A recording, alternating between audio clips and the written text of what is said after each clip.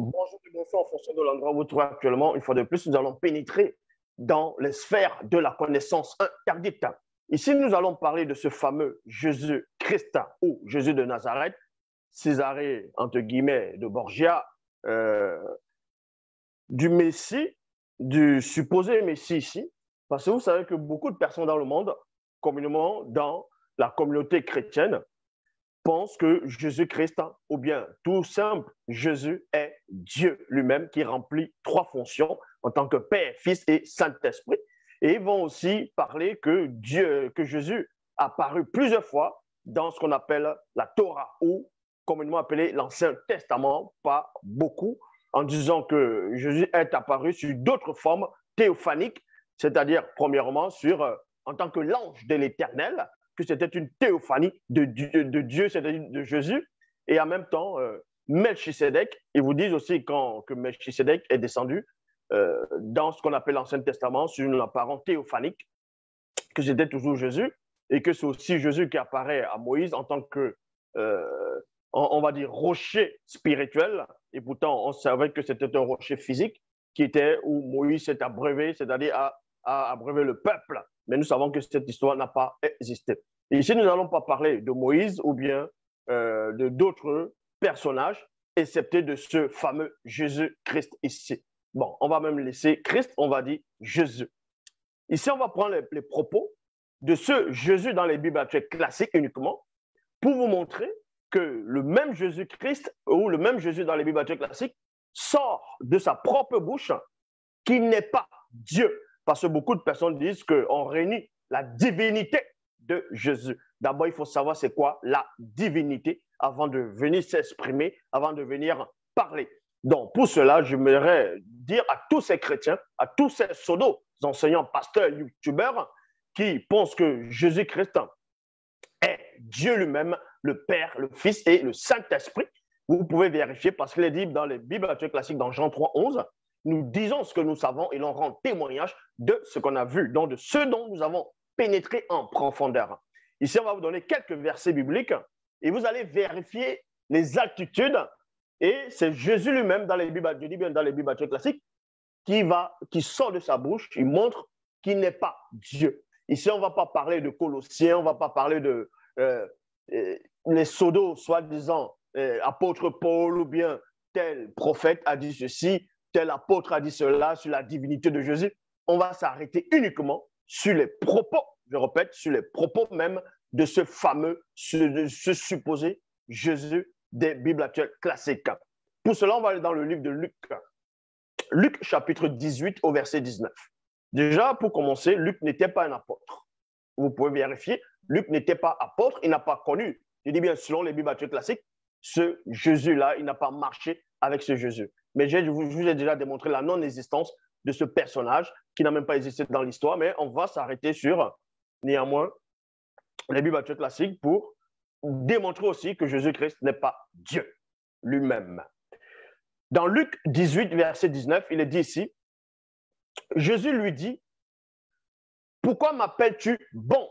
Point d'interrogation, il y a quelqu'un qui est venu interroger, qui est venu voir Jésus pour lui solliciter son aide, et il dit, bon maître.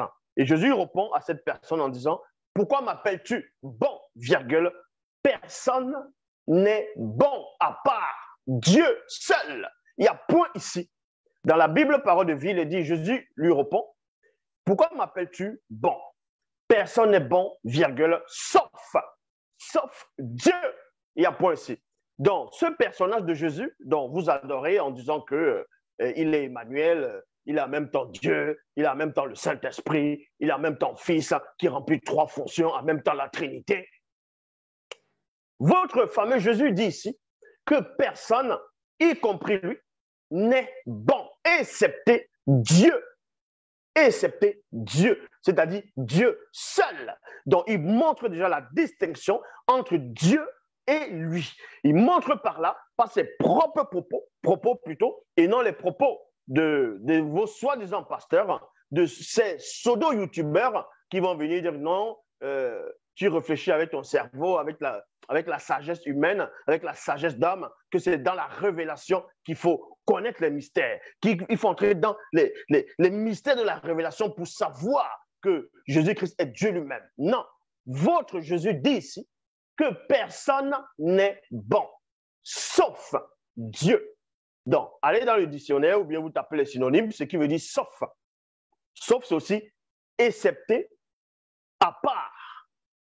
Mais si vous ne savez pas lire, si vous ne connaissez pas ce qui veut dire sauf, vous n'avez pas besoin d'avoir la révélation, vous n'avez pas besoin de sortir de Saint-Cyr, d'Harvard, d'avoir des diplômes, des grands diplômes pour savoir ce qui veut dire sauf. Donc Dieu ici est excepté. Ça veut dire que Jésus n'est pas dans l'exception de Dieu, dans cette exception-là. Or, Jésus n'est pas bon. Selon ses propres propos, il dit ici que personne n'est bon, sauf Dieu seul, c'est écrit. Maintenant, il y a des personnes qui viendront en disant, oui, mais il a dit cela parce qu'il était sur la forme humaine, il était un homme, c'est pour ça que, mais sur sa forme Dieu lui-même, en tant que Père, là, il est bon. On va vous démonter et démontrer aussi que Jésus-Christ n'est pas Dieu. Il n'a jamais été Dieu. Il ne sera jamais Dieu. Et quand on parle de la soi-disant divinité de Jésus, il y a des personnes qui vont dire que Jésus s'est adressé à un moment donné aux Juifs en disant que moi et le Père, nous sommes un.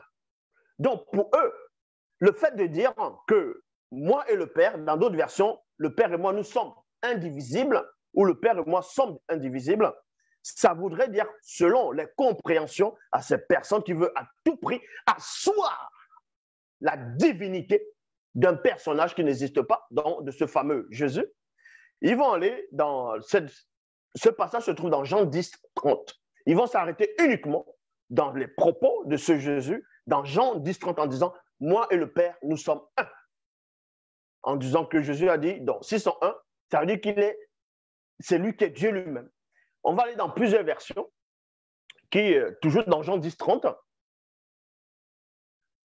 pour vous expliquer après, et ensuite on va lire tout le contexte, et on va vous expliquer pourquoi Jésus disait « Moi et le Père, nous sommes un », et pourquoi les Juifs ont voulu lapider Jésus sur les Bibles baptistes classiques par rapport à ses propos. Donc, dans Jean 10, 30, Bible Parole de vie, « Mon Père et moi, virgule, nous sommes un ». Nouvelle Bible en français courant, « Le Père et moi, nous sommes un ». Traduction Jean-Baptiste Glard, « Moi et le Père, virgule, nous ne sommes qu'un ». Traduction Altamar, « Le Père et moi, virgule, nous ne faisons qu'un ». Il y a point. Traduction Le Maître de Sarcy, « Mon Père et moi, virgule, nous sommes une même chose. Une même chose. Il y a point ici. Donc, avant d'aller on ne va pas s'arrêter uniquement, comme je dis, dans le verset Jean 10, 30. On va poursuivre, même dans le verset 31, jusqu'à pour voir la conversation entre Jésus et les Juifs qui ont voulu le lapider par rapport à ce que Jésus a sorti de sa bouche. Mais avant cela, on va vous expliquer d'abord, premièrement, dans un autre passage, ce qui veut dire « Moi et le Père, nous sommes un », que Jésus ne voulait nullement dire ici, que Dieu et lui, c'est une seule et même personne. Je dis bien, même si il y a, les gens vont traduire en disant le Père et moi, nous ne faisons qu'un, nous sommes une même chose. Ça veut dire quoi ici? Les mêmes propos de Jésus dans les Bibles baptistes classiques, toujours dans le livre de Jean, chapitre 17, au verset 22, dans la prière sacerdotale, la prière de la sacrificature. Il est dit dans Jean 17, 22. Donc, Jésus s'adresse à Dieu dans les Bibles baptistes classiques en parlant, en priant pour ses apôtres qu'il avait établis.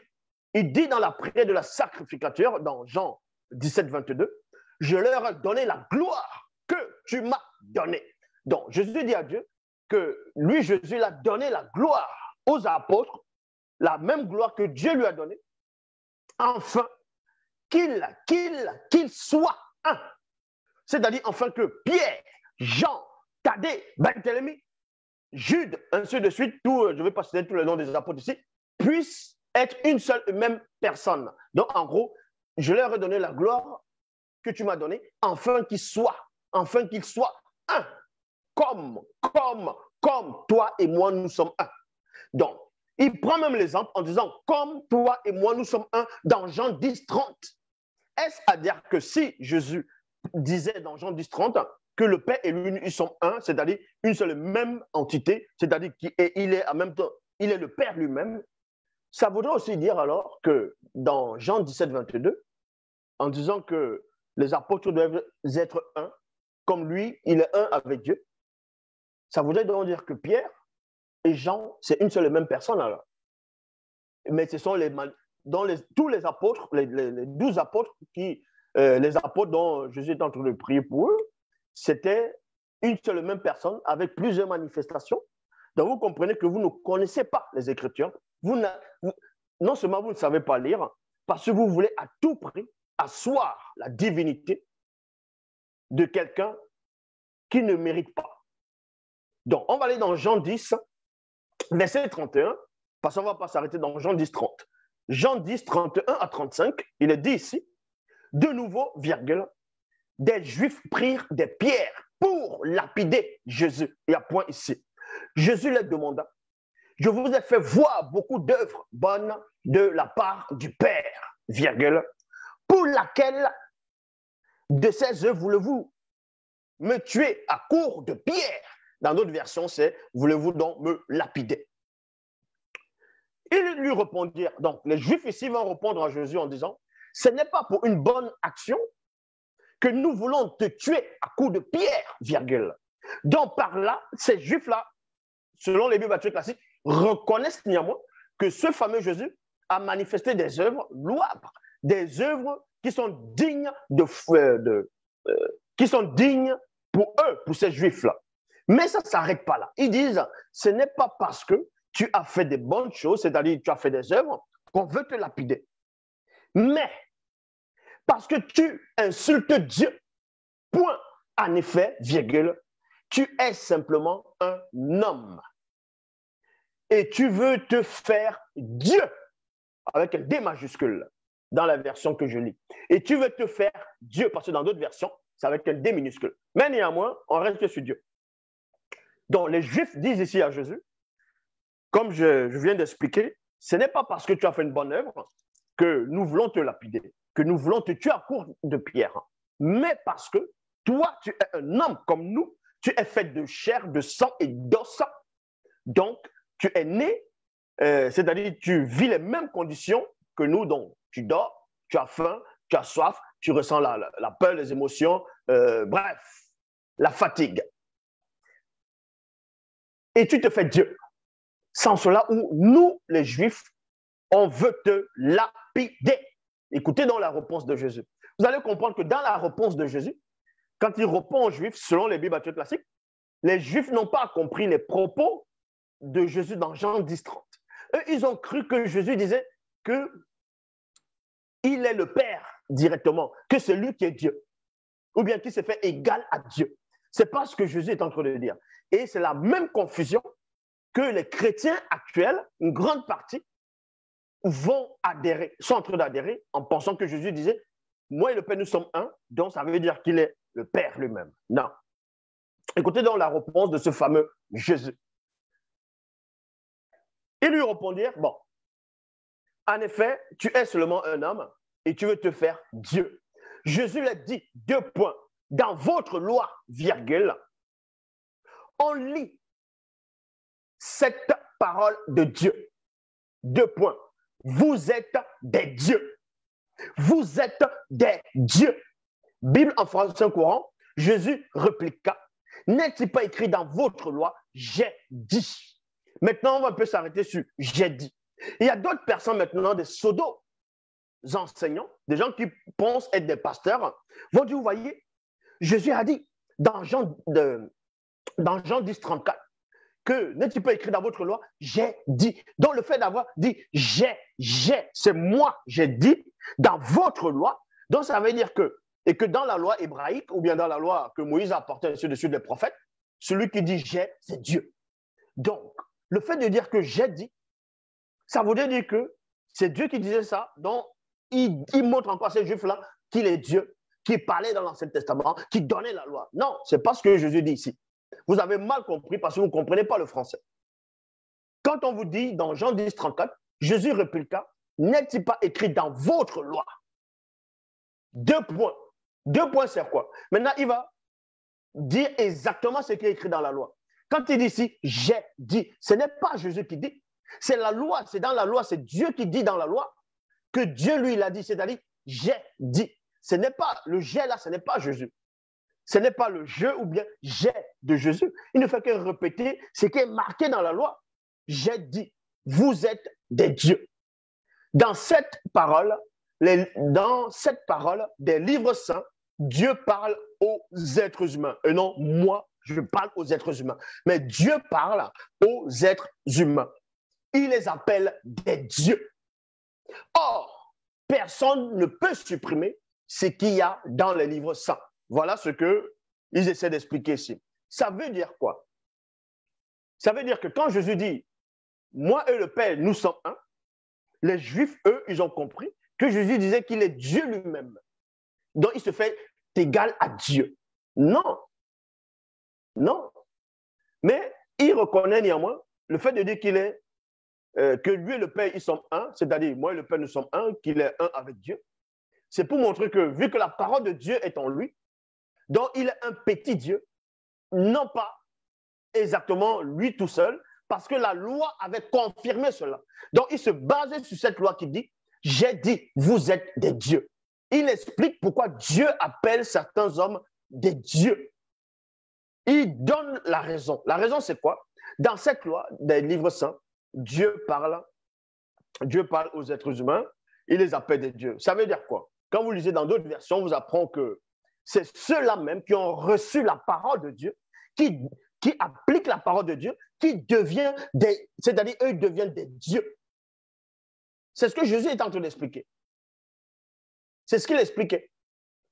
Que si vous avez compris que j'ai dit que je suis Dieu le Père lui-même, non, ce n'est pas ce que je suis en train de dire dans Jean 10, 30. Vous avez mal compris. Je vous explique maintenant ce qui est écrit dans la loi. Voilà. Et on va dans Psaume, chapitre 82, verset 6. Il est dit, j'ai dit.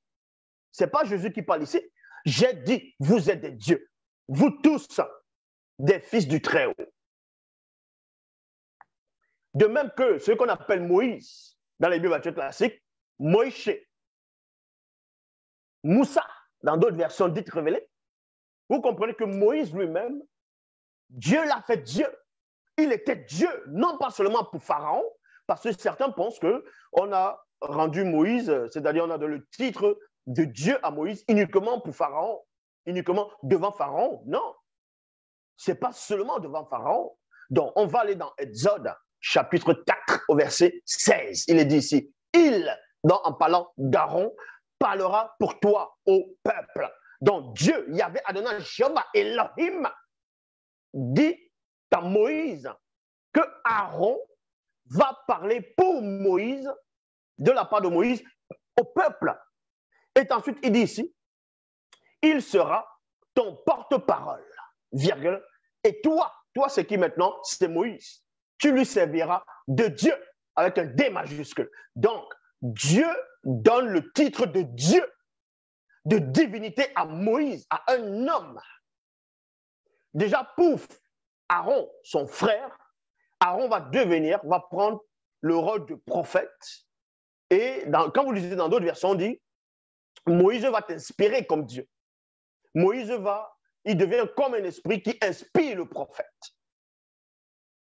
Bible Shoraki, lui, il parlera pour toi au peuple, et c'est lui-même qui sera pour toi une bouche. Toi, virgule, en parlant de Moïse, là, c'est toi. Pour lui, tu seras Elohim. Elohim, avec un E majuscule. Exode chapitre 7, au verset 1. L'Éternel dit à Moïse, vois, je te fais Dieu, avec un D majuscule, pour Pharaon, et Aaron, ton frère, sera ton prophète. Alors, est-ce à dire que parce que Moïse, il est devenu Dieu pour Aaron, pour le peuple, parce que quand Moïse était sur la montagne, selon les Bibles classiques, j'ai déjà même démontré que l'histoire des enfants d'Israël en Égypte n'a même jamais eu lieu, tout ça, ce sont des torchons. Mais néanmoins, pour vous démontrer que dans vos propres soi-disant livres, vous ne connaissez pas. Quand Moïse était sur la montagne, et le peuple d'Israël a commencé à fabriquer le veau d'or, qu'est-ce qui s'est passé? Qu'est-ce qu'il y avait Adonai, Jéhovah, Elohim, l'Éternel, a dit à Moïse? Il a dit, regarde ton peuple. Dieu n'a pas dit, mon peuple s'est corrompu. Il dit à Moïse, voilà ton peuple. Donc Moïse est devenu Dieu pour le peuple. Est-ce que ça veut dire que parce qu'on lui donne le titre de Dieu, que Moïse devient le créateur? Selon votre compréhension, que Moïse devient Yahvé, Adonai, Jéhovah, Elohim lui-même? Non, c'est la même chose que Jésus est en train de dire dans Jean 10, 30, en disant, moi et le Père, nous sommes un. C'est-à-dire que la parole était en lui. Et parce qu'il a accepté la parole selon les Bibles classiques, et les œuvres qu'il fait sont issues de la parole, donc il devient un Dieu, mais pas égal de Dieu. Il devient un Dieu comme Moïse. Il devient un Dieu comme dans Psaume 82, verset 6. J'avais dit, vous êtes des dieux. C'est tellement simple à comprendre. Et on va poursuivre. Dans Jean 10, 36, il est dit, et moi, le Père m'a choisi et m'a envoyé dans le monde. Et moi, le Père m'a choisi. Et moi, le Père m'a choisi. Donc, Jésus dit ici, selon les Bibles classiques, dans Jean 10, 36, que Dieu, Yahvé, Adonai, Jéhovah, Elohim, l'a choisi. Choisi, ça veut dire quoi? Ça veut dire il n'était pas le seul, il n'est pas l'unique dont on fait croire aux gens qu'il est le Fils unique de Dieu dans Jean 3, 16. Ça, on va revenir plus tard. Le fait qu'on puisse te choisir, ça veut dire qu'il y a d'autres semblables à toi. Mais toi, on va te choisir pour une mission spéciale. Est-ce que vous comprenez? Donc, c'est pour ça qu'il dit ici, dans Jean 10, 36, et moi, le Père m'a choisi et envoyé dans le monde. Comment donc pouvez-vous dire que je fais insulte à Dieu? Parce que j'ai déclaré. Parce que j'ai déclaré. Écoutez les propos de Jésus. Vous qui déformez, vous pensez aimer tellement votre soi-disant Jésus, vous déformez ces phrases parce que vous voulez à tout prix asseoir une divinité qui ne mérite pas. Donc Jésus dit ici à ces Juifs, il répond, il va donner l'explication finale pourquoi il dit qu'il est un avec Dieu. Donc dans ses propos, il dit, comment pouvez-vous dire que je fais insulte à Dieu? Parce que j'ai déclaré, je suis le Fils de Dieu et non Dieu. Donc, quand il disait, moi et le Père, nous sommes un, il est en train de dire, c'est-à-dire en parabole, qu'il est le Fils de Dieu parce qu'il accomplit la volonté de Dieu, selon les Bibles classiques, exactement comme Moïse, qui fait aussi la volonté de Dieu, et il devient Dieu. C'est ce qu'il dit ici. Sinon, il aurait pu dire, mais je n'ai pas insulté Dieu, vu que je suis Dieu. Mais il décode maintenant ces phrases en disant, parce que j'ai déclaré, je suis fils de Dieu et non Dieu. Je suis fils de Dieu. Jean 10, 30, c'est ce qu'il est en train de dire. Mais dans ces mêmes propos, dans Jean 10, 36, il dit que Dieu l'a choisi. Donc, quand tu choisis, ça veut dire qu'il y a d'autres semblables à toi. Il y a plein d'autres qui sont à côté de toi, mais toi, on te choisit pour un but précis. Et maintenant, les gens vont dire, oui, mais il est le Fils unique de Dieu. Il n'est pas le Fils unique de Dieu. Selon les Bibles classiques, il n'est pas le Fils unique de Dieu. Dans Jean 3, 16, où il dit, Dieu t'a tant aimé le monde qu'il a donné son Fils unique, afin que quiconque croit en lui ne périsse point, mais qu'il ait la vie éternelle. Tout ça sont des torchons, c'est faux. Parce que, remarquez, le premier fils que Abraham a eu, ce n'était pas avec Sarah, c'était avec Agar. Le premier fils d'Abraham, c'était Ismaël. C'était Ismaël. Donc Ismaël est sorti de la semence d'Abraham. Mais après, selon la prophétie après, il a eu un deuxième fils qui s'appelait Isaacar, avec Sarah. Et qu'est-ce qui se passe? Maintenant, dans Genèse, chapitre 22, on vous apprend que Dieu, Yahvé, Adonai, Jéhovah, Elohim, apparaît à Abraham. Il dit, il tente Abraham, il met Abraham à l'épreuve. Et pourtant, dans le livre de Jacques, il a dit, Dieu ne tente personne, ne met personne à l'épreuve. Mais bon, il dit quoi? Offre-moi ton fils unique. Offre-moi ton fils unique. Donc, vous allez entendre ça Ismaël est qui alors? Ismaël n'est pas sorti d'Abraham, mais on vient appeler Isaac fils unique. Pourquoi on l'appelait fils unique? Est-ce à dire que Ismaël n'existait pas? Ou bien ils se sont trompés de la naissance d'Ismaël? C'est pas ça. Il est le fils unique par rapport à une prophétie, par rapport à un événement qui doit s'accomplir. Ce n'est pas qu'il est le fils unique d'Abraham directement. C'est le même principe dans les Bibles classiques avec la personne dont vous dites être Jésus le Sauveur. Quand on dit qu'il est le fils unique de Dieu, non.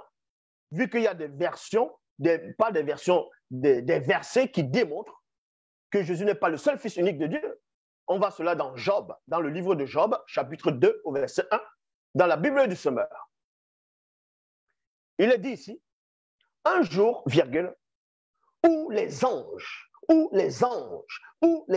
de Dieu se rendirent au conseil de l'Éternel, virgule, Satan, l'accusateur, vint aussi parmi eux au conseil de l'Éternel.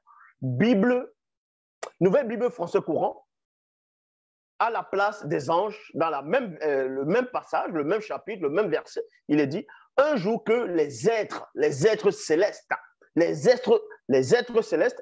venaient se présenter devant le Seigneur, l'accusateur vint aussi parmi eux se présenter devant le Seigneur. Bible second 21.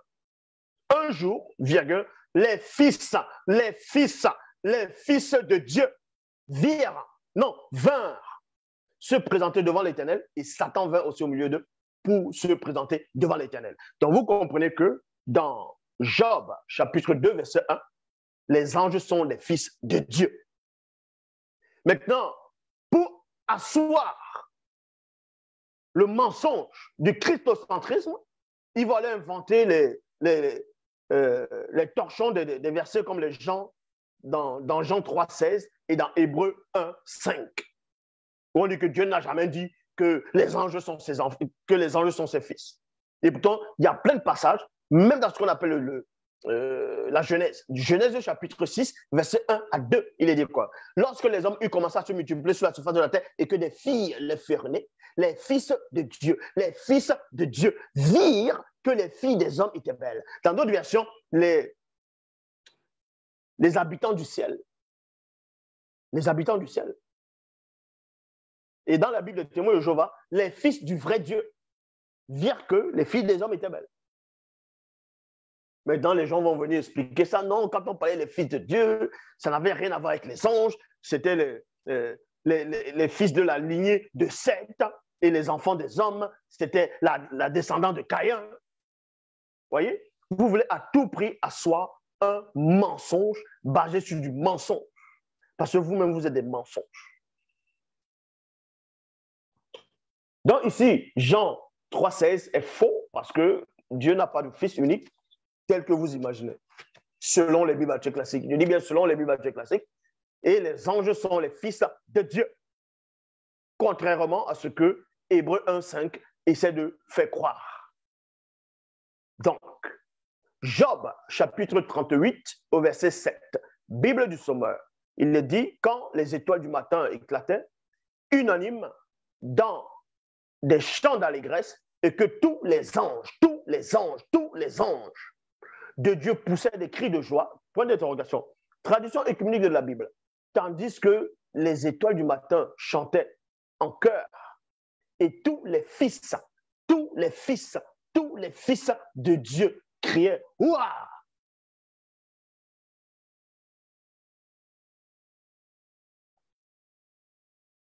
Et on va repartir dans Jean, chapitre 8, au verset 40. Il est dit ici, donc Jésus est en train de parler parce qu'à un moment, il va reprocher quelque chose à ceux qui voulaient le tuer, à ceux qui veulent le tuer. Dans les Bibles classiques, dans Jean 8, 40, il est dit ici, mais maintenant, virgule, vous cherchez à me tuer, virgule, moi, virgule, un homme, et non Dieu. Moi, virgule, un homme qui vous dit la vérité, que j'ai entendu de Dieu. Cela, virgule, Abraham ne l'a pas fait. Quand on va dans Nombre 23, 19, vous pouvez prendre n'importe quelle version, mais moi, je vais aller dans la version Bible Parole de Vie. Il est dit, Dieu n'est pas un homme. Pour un virgule, il ne ment pas. Selon les Bibles classiques, selon ce verset. Donc, il y a quoi entre le lien entre les deux versets? Dans Jean 10, 40, non, dans Jean 8, 40, Jésus dit que lui, il est homme. Lui, il est homme. Et ce qu'il dit, il a entendu ça de Dieu. Il montre encore par là, par ses propres propos, qu'il n'est pas Dieu. Et dans Nombre 23, 19, vous confirme que Dieu n'est pas un homme. Donc, dans Nombre 23, 19, confirme Jean 8, 40.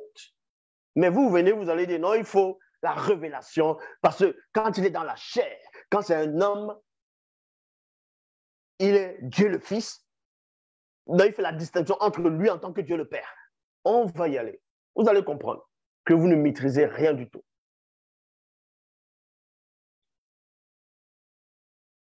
Et il y a aussi un verset qu'ils aiment bien prononcer par rapport à Philippe. Quand Philippe dit, montre-nous le Père, et cela nous suffit. Et Jésus dit, mais il y a longtemps que je suis avec vous, vous ne m'avez pas connu, tu ne m'as pas reconnu, celui qui m'a vu a vu le Père. Et ils vont dire, vous voyez, que celui qui m'a vu a vu le Père, donc ça dit que c'est lui qui est le Père. Non, vous ne comprenez rien du tout. On va aller dans ce verset, on va vous donner l'explication. Pas l'explication qui sort comme ça, l'explication selon vos propres versions, selon vos propres versets encore. Dans Jean 14, 8 à 10, il est dit, Philippe lui demanda, Seigneur, montre-nous le Père et cela nous suffira. Bon, pourquoi Philippe pose la question à Jésus en disant, montre-nous le Père et cela nous suffira. Mais où est le rapport entre la conversation qu'ils étaient en train d'avoir et à un moment donné, il dit, montre-nous le Père et cela nous suffira. Et ça dit, bon, nous, on te voit là, on ne te veut plus, montre-nous le Père. Mais pourquoi Philippe a posé cette question? Pourquoi Philippe a demandé cela à Jésus? C'est-à-dire qu'il a entendu ça quelque part.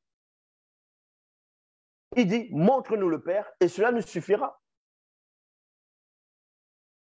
Donc, quelle était donc la réponse de Jésus? Tu ne crois pas que je suis dans le Père et que le Père est en moi? Les paroles que je vous dis, je ne les dis pas de moi-même. Le Père qui demeure en moi fait ses propres œuvres. Donc, pourquoi Philippe dit ici, montre-nous le Père et cela nous suffira? Pourquoi il a besoin de voir le Père? Pourquoi il a envie de voir le Père? Pourquoi? Parce que quand vous allez dans Matthieu, chapitre 11, au verset 27, il est dit ici, c'est Jésus qui parlait, mon Père m'a tout donné. Point. Personne ne connaît le Fils sauf le Père. Personne ne connaît le Père sauf le Fils. Mais le Fils veut montrer le Père. Le Fils veut montrer le Père à d'autres pour qu'ils le connaissent aussi. C'est pour ça que Philippe, plus tard, après longtemps, il va dire, montre-nous le Père. Et cela nous suffit. Parce que Jésus avait déjà dit que lui veut montrer le Père. Il n'a pas dit, je veux me montrer moi, mais vu qu'on le voit déjà, mais je veux montrer le Père dont je vous parle constamment. Et c'est là que Philippe, maintenant, il va se rappeler de cette phrase, je veux montrer le Père à d'autres. Il dit maintenant, montre-nous le Père alors. Et cela nous suffit. Mais Philippe, en quel moment Philippe ici a demandé à voir le Père? C'était dans Jean 14. Et les apôtres n'avaient pas encore reçu le Saint-Esprit. Bien plus tard qu'ils ont reçu le Saint-Esprit, on va dans l'épître de Jean. Jean était là ce jour-là, non?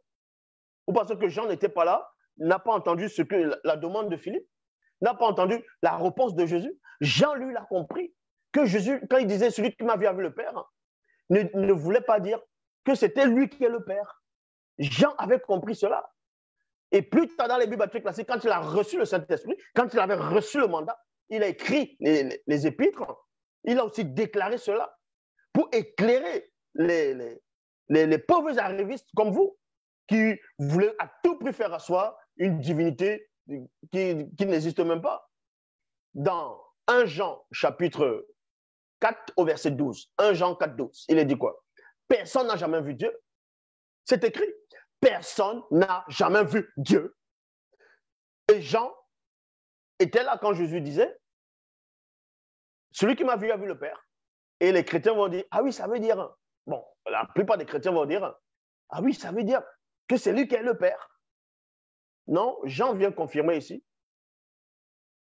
Donc toi, tu as eu plus de révélations que l'apôtre Jean, selon les Bibles classiques. Tu connais mieux que Jean. Tu as les secrets que Jean n'a pas. Quand Jean lui vient dire que personne n'a jamais vu Dieu, dans d'autres versions, personne n'a vu Dieu à aucun moment. Personne n'a contemplé Dieu à aucun moment. Donc, il démontre par là que quand Jésus disait, celui qui m'a vu a vu le Père. Il y a si longtemps, je suis avec vous, tu ne m'as pas connu. Jean en train de dire que non, Philippe avait mal compris ce jour-là. Que Jésus ne parlait pas, ne disait pas que c'est lui qui est le Père.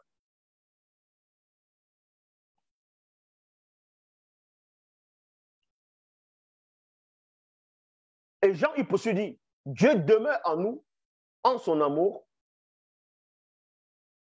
Non, Dieu demeure en nous et son amour se manifeste parfaitement en nous. Ça veut dire quoi? Mais c'est à peu près la même phrase que les mêmes propos que Jésus a manifestés. Dans Jean 14, verset 10, où il disait, le Père qui demeure en moi fait ses propres œuvres. Donc le Père ne demeure pas seulement dans Jésus, dans les Bibles classiques. Jean confirme aussi que Dieu demeure en eux. Dieu demeure dans tous ceux qui croient en lui, qui appliquent ses lois.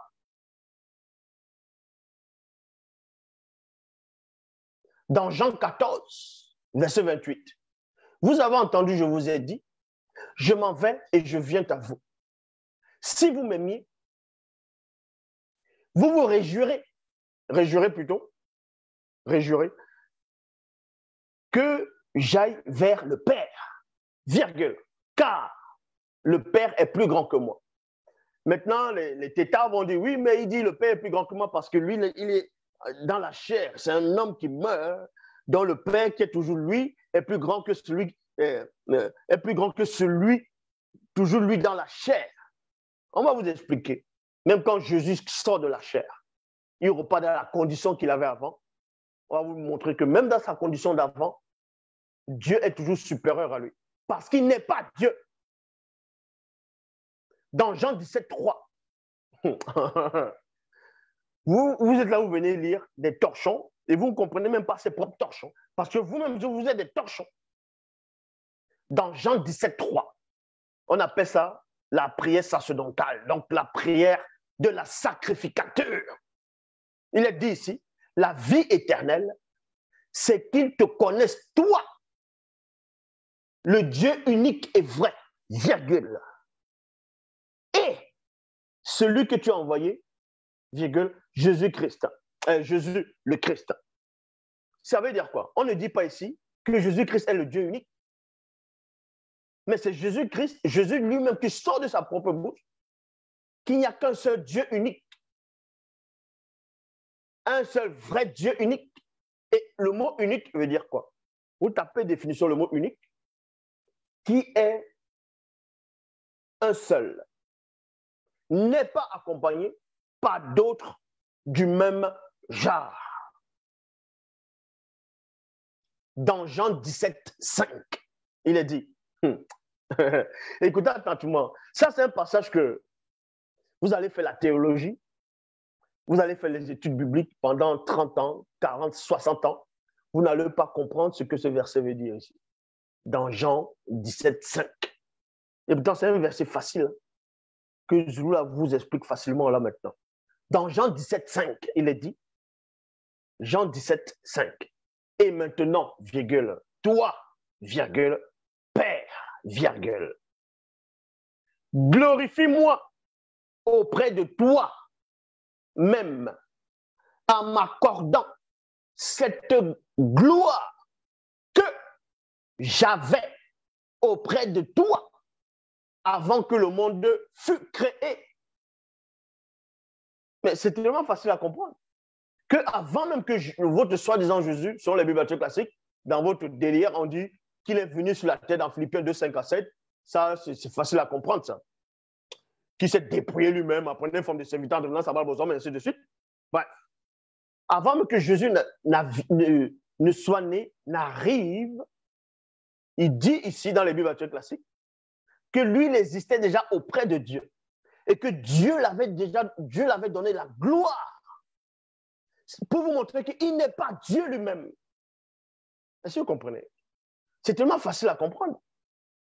Si vous voulez, je relis dans Jean 17, 5. Et maintenant, toi, Père, glorifie-moi auprès de toi-même en m'accordant cette gloire que j'avais auprès de toi. Donc, il y a deux personnes distinctes. Il y a un qui donne la gloire à l'autre. Avant sa venue, avant que le monde ne fût créé. Et là, vous dites que Dieu le Père est descendu sous l'apparence du Fils. N'importe quoi. Votre soi-disant Fils dit quoi ici? Avant de descendre, il était déjà auprès de Dieu, il n'était pas Dieu lui-même. Il n'était pas Dieu lui-même. Il était auprès, et le Dieu unique dans Jean 17, 3, lui avait déjà donné la gloire. Maintenant, vous allez lire dans Philippiens 2, 59, ayez en vous les sentiments qui étaient en Jésus-Christ, lequel existant en forme de Dieu. Il n'a point regardé comme il pourrait arracher d'être égal à Dieu, mais s'est dépouillé lui-même en prenant forme de serviteur en devenant semblable aux hommes, ayant paru comme un simple homme. Ça veut dire quoi? Lequel existe en forme de Dieu. Les anges existent en forme de Dieu, vu que les anges sont des dieux. C'est si simple à comprendre. Vu que la parole de Dieu est en eux, donc ils deviennent des petits dieux, mais pas Dieu en tant que l'égal de Dieu lui-même. Donc, Ésaïe a pénétré la révélation.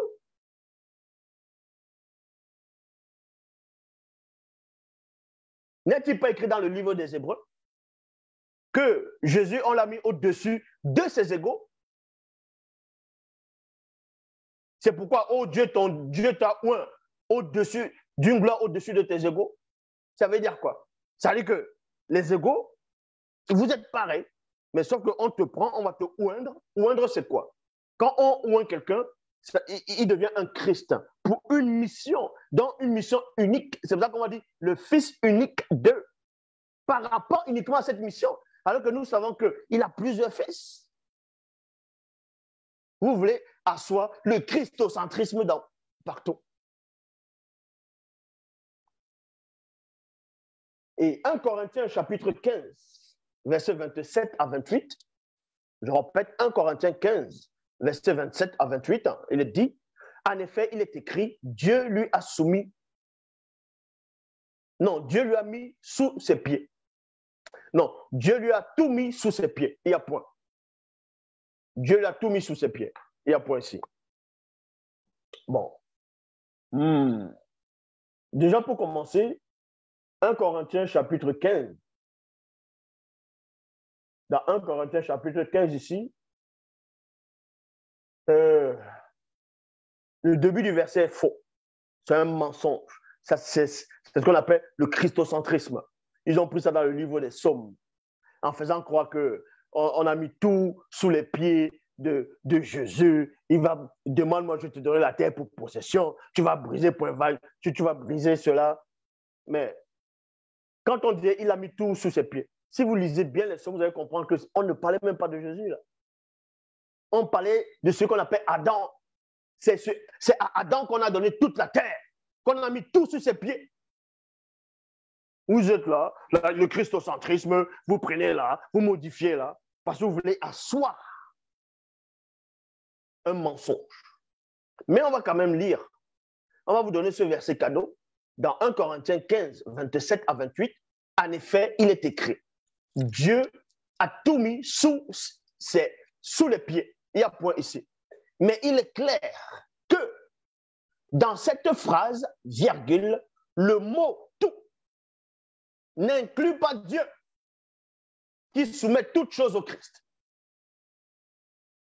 Donc, Dieu ne va pas se soumettre à Christ. Donc, lorsque toutes choses auront été soumises au Christ, alors lui-même, virgule, le Fils se soumettra à Dieu qui lui aura tout soumis. Ainsi, virgule, Dieu régnera parfaitement sur tout. Donc, pour vous montrer que même si vous dites que votre Christ est au ciel, n'est-ce pas, vous dites qu'il est assis à la droite de Dieu? Comment vous dites que Jésus est assis à la droite de Dieu? En même temps, vous dites que c'est Dieu qui est descendu sur terre, il est devenu un fils, alors qu'avant de descendre sur terre, il y avait déjà le fils à côté et il y avait déjà le Père. Donc, vous voyez que ça ne tient pas. Ça ne tient pas vos hérésies. Maintenant, on va vous donner un verset. Un verset que vous n'avez jamais compris. C'est un verset fort que toi qui me regardes, après l'explication de ce verset-là,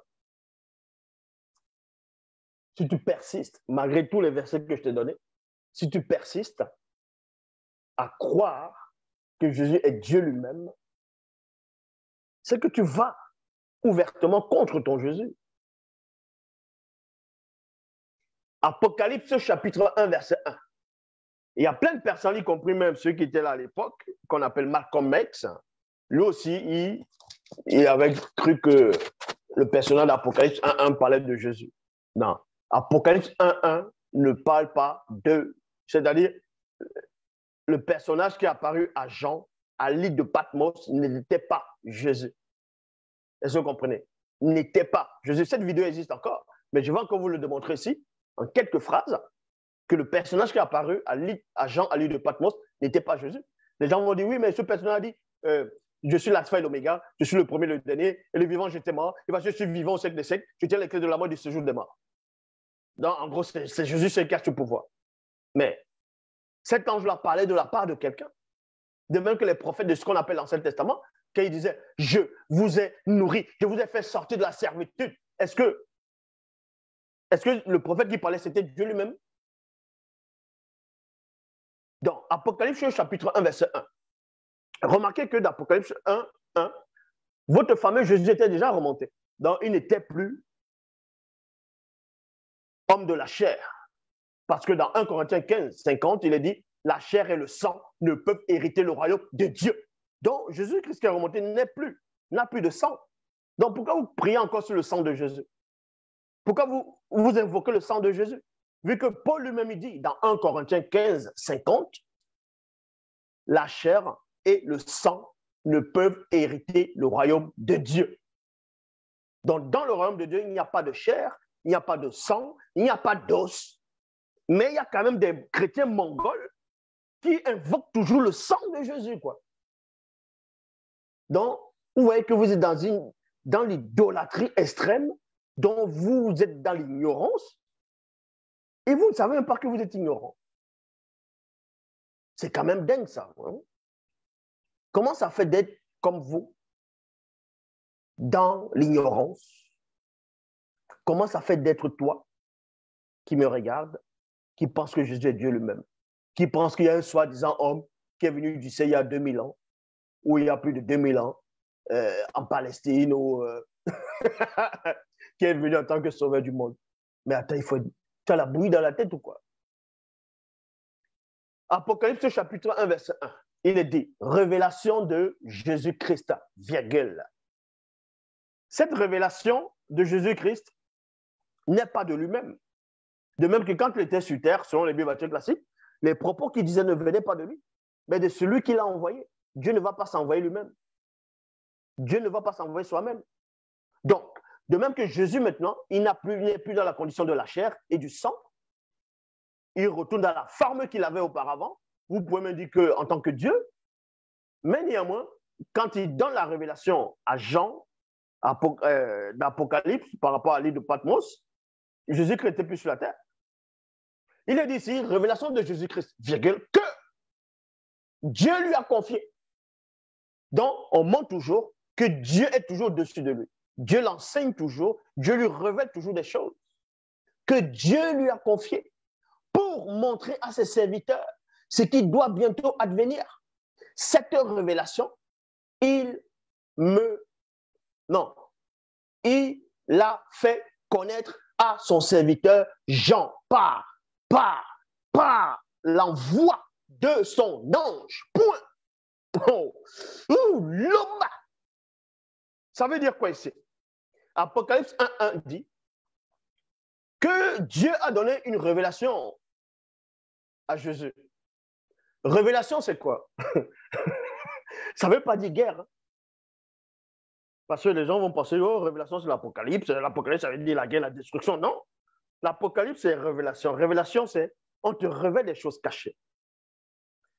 On te révèle des choses cachées. Pour montrer que Jésus lui-même, selon les Bibles classiques, même s'il est remonté au ciel, et que vous dites maintenant il est redevenu Dieu, il y a des choses qu'il ne sait toujours pas. Le passage aussi le montre que même en étant dans votre soi-disant ciel de fumeurs de chambre, où il se trouve là-bas, il est toujours limité. Vu qu'il est dit ici, révélation de Jésus-Christ, que Dieu lui a confié, dans d'autres versions, que Dieu l'a révélé, que Dieu l'a montré, Dieu l'a révélé. Ça veut dire que votre Jésus dont vous pensez être Dieu, dont vous priez, ne sait pas tout, toujours. Il est toujours limité, parce qu'il n'est pas Dieu lui-même. Mais Dieu lui montre toujours des choses. Révélation de Jésus-Christ, que Dieu lui a révélé, que Dieu lui a confié, que Dieu lui a montré. Une révélation, c'est quoi? Ce sont des choses cachées. On te montre des choses. Dans Jérémie 33:3, demande-moi, je te relèverai des choses cachées, des choses que tu ne sais pas. Jésus ne le savait pas. Dieu lui a révélé cela. Malgré qu'il n'était plus dans la condition de la chair, parce qu'il n'est pas Dieu lui-même. Et maintenant, on confie ça en Jésus. Jésus, il fait quoi? Vu que Jésus ne va pas descendre encore pour parler à Jean, parce qu'il avait déjà, voilà, le moment où il a ressuscité, au moment où il partait, pas la transfiguration, l'ascension, tout ça, là, il y a deux anges qui sont apparus. Homme galiléen, pourquoi regardez-vous ce Jésus qui monte? C'est de la même façon qu'il reviendra. Mais Jésus n'allait pas revenir d'une manière spectaculaire pour redonner ça à Jean. Qu'est-ce que Jésus dit maintenant? Dieu lui confie quelque chose et lui va confier ça à son ange. Et l'ange, c'est l'ange là maintenant qui va descendre, apparaître à Jean à l'île de Patmos. Et c'est cet ange là maintenant qui va parler de la part de Jésus en disant, et le vivant, j'étais mort, et voici ce vivant, c'est des siècles, j'ai les clés de la mort de ce jour de mort. Je suis l'alpha et l'oméga. Et vous dites que c'est Jésus. Et pourtant, c'est l'ange qu'on a envoyé. C'est écrit. Cette révélation, virgule, il a fait connaître à son serviteur Jean par l'envoi de son ange. Point. Vous allez me dire, ah oui, mais Jésus a des anges. Donc Jésus a un ange. Donc s'il a des anges, s'il a un ange, ça veut dire que c'est Dieu. Parce que c'est Dieu qui a les anges. Je vous rappelle que Satan aussi a des anges. Satan a des anges. Apocalypse chapitre 12, versets 7 à 9. Il y eut guerre dans le ciel, Michel et ses anges combattirent contre le dragon, et le dragon et ses anges combattirent, mais il ne fut pas le plus fort. Les places ne furent plus trouvées dans le ciel, il fit précipiter le grand dragon, le serpent ancien, qui est le diable et Satan. Bouah! Michel archange même à ses anges. Donc vous racontez quoi?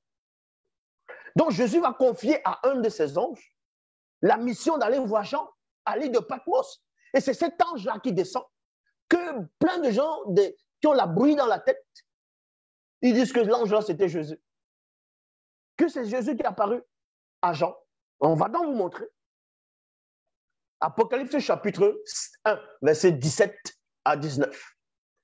Quand je le vis, je tombais à ses pieds comme mort. Et il posa sur moi sa main droite en disant, ne crains pas, moi, virgule, je suis le premier et le dernier. Et les chrétiens s'arrêtent en disant, ah oui, il a dit il est le premier et le dernier. Ça veut dire qu'il n'y a que Jésus seul qui peut parler ainsi. Parce que Dieu dit qu'il est l'alpha et l'oméga dans ce qu'on appelle l'Ancien Testament. Donc forcément, si notre vient dire cela, ça peut être que Dieu. Non, les cocos, non, les gamins. Ici, c'est l'ange qui parle de la part, exactement comme un prophète. C'est ce que les prophètes faisaient. Quand Moïse a porté la loi, qu'est-ce qu'il a dit dans les 10 commandements? Exode chapitre 20, dans les Bibles classiques. Je suis l'Éternel, ton Dieu. C'est Moïse qui donnait la loi au peuple. Il a reçu ça de Yahvé, d'Adonai Jéhovah Elohim, et il transmet cela, il dit au peuple, je suis l'Éternel, ton Dieu. Tu n'auras pas d'autre Dieu devant ma face. Est-ce que ça dit que c'est Moïse qui est l'Éternel lui-même? l'ange là a fait la même chose. Et c'est ce qui vous dépasse. Parce que vous ne savez rien. Et parce que vous n'êtes rien. Et le vivant, j'étais mort. Et me voilà vivant pour les siècles des siècles. Je détiens les clés de la mort et du séjour des morts. Écris donc ce que tu as vu, ce qui est et ce qui doit t'arriver ensuite. Apocalypse chapitre 19 au verset 10. Vous comprenez que le personnage qui est apparu à Jean à l'île de Patmos, qui a dit « Je suis et le vivant, j'étais moi, voici, je suis vivant, c'est le siècle, je tiens les clés de la mort, du séjour des morts, je suis la fin d'Oméga ». C'est toujours ce personnage-là qui a guidé Jean, qui lui a révélé des choses que Jean est en train de voir. Et à un moment donné, quand Jean voyait ce que ce personnage dont vous dites que c'est Jésus est en train de lui révéler, admettons un seul instant, selon votre compréhension, que celui qui a apparu à Jean à l'île de Patmos, que ce soit Jésus. Admettons un peu que ce soit Jésus. Écoutez donc, admettons un seul instant que le personnage qui a apparu à Jean à l'île de Patmos, que c'était Jésus.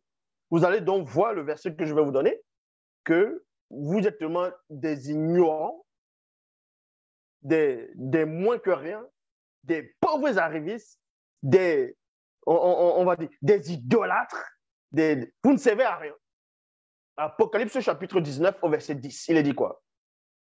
Je me jetais à ses pieds. Au pied de qui? De celui qui a apparu à l'île de Patmos, pour lui montrer des choses. Donc vous dites que c'est Jésus. Jean dit qu'il s'est jeté au pied de cette personne-là pour l'adorer. Pour l'adorer. Vous qui adorez Jésus dans vos fausses églises, vous qui adorez quelque chose qui n'existe pas, pour l'adorer. Mais il me dit, admettons que ce soit Jésus. Jésus dit ici, si on accepte que c'est Jésus, il répond, il dit à Jean, il aurait pu dire, ah c'est bien, adore-moi, c'est moi Dieu. Non. Mais il lui dit, mais il me dit, garde-toi de le faire. Je suis un serviteur. Je suis un serviteur. Il n'a pas dit je suis Dieu. Je suis un serviteur. Comme toi et comme tes frères et sœurs qui sont fidèles à la vérité révélée. Révélée par Jésus. Point.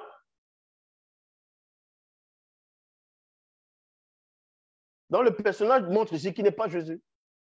Ce n'est pas Jésus qui est apparu à Jean à l'île de Patmos. C'était un ange. C'est pour ça que si c'était soi-disant votre Jésus et que vous dites qu'il est Dieu lui-même, il allait accepter que les anges l'adorent, que Jean l'adore. Mais il dit, il ne fait pas ça. Là, il n'était pas sous la forme humaine, ou encore de la forme humaine, il n'était pas sous la forme de la chair de quelqu'un qui peut mourir. Il était dans la pleine divinité. Donc, Jean aurait pu l'adorer. Mais il dit à Jean, ne le fais pas. Je suis un serviteur comme toi. C'est Dieu que tu dois adorer. Admettons que ce soit Jésus. Jésus dit alors que c'est Dieu qu'il faut adorer, parce que je ne suis pas Dieu. Apocalypse chapitre 22, verset 8 à 9. Il réitère encore cela.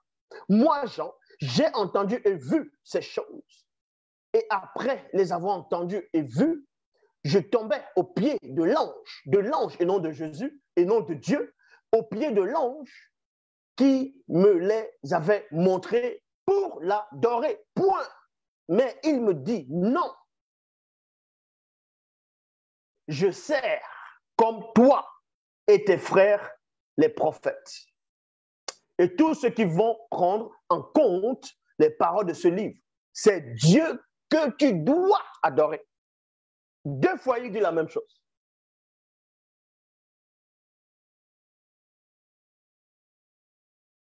Deux fois, il dit la même chose. Donc, si pour vous, le personnage qui apparaît à Jean à l'île de Patmos, c'est Jésus, waouh, Jésus vient de vous coincer alors en disant, il ne faut même pas l'adorer. Hein. C'est Dieu qu'il faut adorer. Parce que Dieu, on ne peut le voir.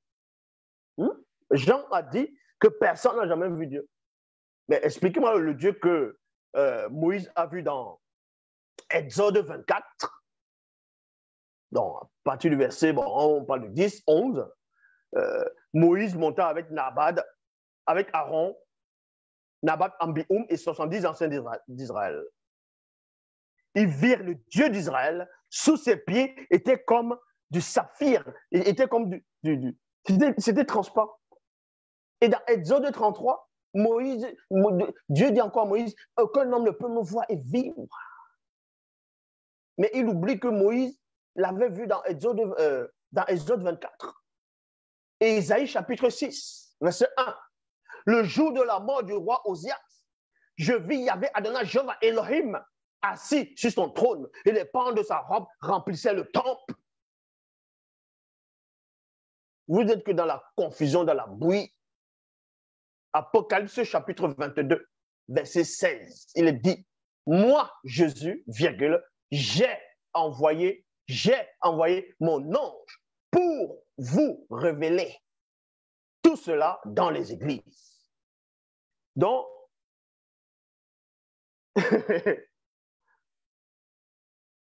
Apocalypse chapitre 1, verset 1, Jésus dit que Dieu lui a révélé des choses et lui, il révèle cela, il donne cela à son ange pour aller révéler cela à Jean, pour transmettre cela aux églises. Et à la fin, on te dit, Apocalypse chapitre 22, verset 16, c'est moi Jésus, virgule, j'ai envoyé mon ange. Il a envoyé son ange en quel moment? En quel moment il a envoyé son ange? C'est d'Apocalypse 1.1 qu'il a commencé à parler. Et c'est quand Jean se retourne, il dit, je fus ravi au jour du Seigneur. Vous ne comprenez pas ce que ça veut dire? Parce qu'il dit, je fus ravi au jour du Seigneur, donc ça dit que c'est le Seigneur qui est apparu. Non. Donc Jésus confirme ici, sur les Bibles classiques, qu'il a envoyé son ange. Et c'est cet ange-là qui est apparu à Jean à l'île de Patmos, qui lui a montré des choses, qui a même permis à ce que Jean puisse même avoir la conversation avec l'un des 24 vieillards d'Apocalypse 5. L'ange-là ne l'a pas quitté à aucun moment, du début à la fin, de ce qu'il voyait. Donc, moi, Jésus, j'ai envoyé mon ange pour vous révéler tout cela dans les églises. Révéler aussi qu'il ne faut pas l'adorer lui, il faut adorer Dieu seul, selon les Bibles classiques. Donc, vous voyez, vous n'obéissez même pas à votre soi-disant Jésus. Vous ne l'obéissez pas. C'est pour ça que vous êtes comme ça. Dieu m'a dit, le Saint-Esprit m'a mis à cœur. Vous chantez Emmanuel, vous tournez les reins avec vos faux cheveux sur la tête, n'importe quoi. Vous dites que Jésus est Dieu. Qu'il faut l'adorer, il mérite l'adoration. Si c'est Jésus qui est apparu ici, lui-même, il dit l'adoration ne revient qu'à Dieu seul. Et il n'est pas Dieu. Vous pouvez prendre allez vous rassurer dans les livres comme les Colossiens. Il est l'image du Dieu invisible, le premier de toute la création. Quand Dieu a voulu que toute plénitude habite en lui, les patati, les patata. Quand Moïse conduisait le peuple, n'est-ce pas Dieu qui disait qu'il va envoyer son ange pour les aider à traverser le chemin? Et il dit à Moïse, garde-toi d'aller à gauche ni à droite, car mon ange, ma divinité est en lui. Ma divinité est en lui. Dans plusieurs versions, on dit ma divinité, dans deux versions, ma gloire ou mon nom réside en lui. Et vous venez écrire des torchons, Dieu a voulu que toute la plénitude de la divinité réside en lui. La plénitude de la divinité résidait aussi dans l'ange qui accompagnait Moïse pour la terre promise. Dans l'ange là, c'était Jésus. N'importe quoi. Vous venez lire des choses, vous savez, non seulement vous ne savez pas lire, et vous voulez encore lire des choses qui ne sont même pas à votre portée. Le seul enseignant est en face de vous, que ça vous plaise ou pas. Est-ce que vous comprenez? Vous pouvez sortir toutes sortes d'accusations, calomnies, mensonges. Je suis pur, je suis saint. Est-ce que vous comprenez? Je suis saint, je n'ai rien à me reprocher. Est-ce que vous comprenez? J'avais dit une fois à l'époque, où il dit que il y a le livre de vie de l'agneau dans le ciel. Admettons qu'il y a votre livre de vie là. Mon nom est sur la première page. Est-ce que vous comprenez?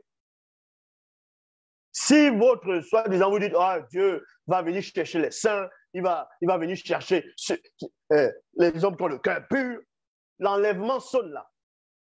La trompette sonne, je serai le premier à monter. Est-ce que vous comprenez? Le premier à monter. Mais toutes vos choses là, ce sont des torchons. Attendez toujours le personnage qui n'existe pas. J'ai même pas eu à prendre Bible. J'ai même pas eu à prendre Bible. Maintenant, les gens ont dit, oui, mais pourquoi tu parles de Jésus alors que tu dis que Jésus n'existe pas tout ça? Mais je vous montre par là que vous ne savez rien dans vos propres histoires qui ont été écrites au Moyen-Âge, vos propres torchons. Que cela vous plaise ou pas, c'est moi la révélation. Moi, on ne me révèle pas des choses. Moi, je me révèle. L'Oba, c'est encore glorifié.